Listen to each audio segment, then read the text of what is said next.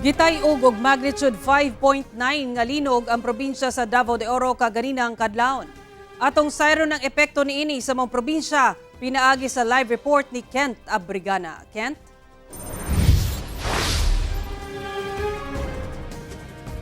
Sara, pipila ka mga pasyente sa Monte Vista Provincial Hospital ang gibakwit tungod sa kusog nga linog. Samtang padayon pa ang assessment sa matag LGU sa posibleng nga epekto sa linog.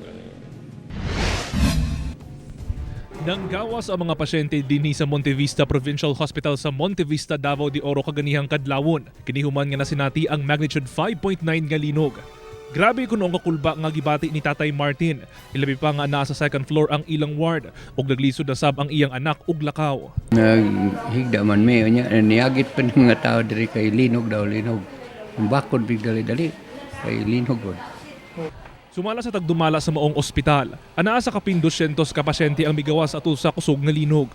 204 patients ang naglabas, but immediately bumalik man kaagad sila after the earthquake. After 30 minutes nagbalik kaagad sila when there was a go signal from our maintenance and the PDRR after making their rapid assessment that the buildings are fine.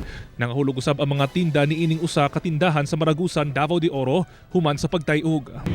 Siyempre sir, dako jud kaayong lubat nga among nahaguman. Kay dili lang yun karon sir ang among nasinati. Katupang ni agi linog yun sir. Nang luyaw sab si Nalboy Seba, dihang iyang nasayran nga nangadaot ang iyang mga gamit, hilabi na ang iyang television set. Kabuak-buak ni siya tungod sa kusgon sa linog. Tapos may kani sa arrange tapos nangahugno gyud. Sa New Bataan sa Davao de Oro, kung asa natala ang epicenter sa linog, nakatala og mga pagliki ang MDRRMO sa ilang tulo ka mga tulunghaan. Hinuon, wala pa sila natala nga mga balay nga nangadanyo sa maong linog. Ang instruction sa ato ang local chief executive Mayor Balbin nga kinahanglan nga all round the clock gyud magmonitor, magtan-aw sa sitwasyon sa mga barangay.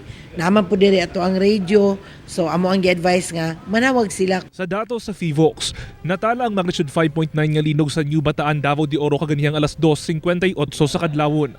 Busa kaganihang buntag, nagpaygayang gilayon og inspeksyon ang LGU sa nagadiyang gambalay aron masiguro ang structural integrity. Suspendido sab ang klase sa mga eskwelahan sa probinsya karong adlaw. Kaniya mo ang ginagamit sir from DILG ni siya sir. So nami ko ang green, yellow o red. So green means inspected, no damages. Kung naaman, minor lang. Tapos ang yellow is restricted. So the building can be used pero na yung mga restricted portions. And then ang red sir is off limits. So kato mga damage na gyud nga building nga di na nato pwede sila. Sara, sa pagkakaroon padayon pa ang data gathering ug assessment sa PDRRMO Davao de Oro sa posibleng nga epekto sa magnitude 5.9 nga linog. Samtang sumala sa FIVOX, aduna na kini natala nga 17 ka aftershock sa pagkakaroon. Sara. Okay, daghang salamat ug amping mo diha, Kent Abrigana.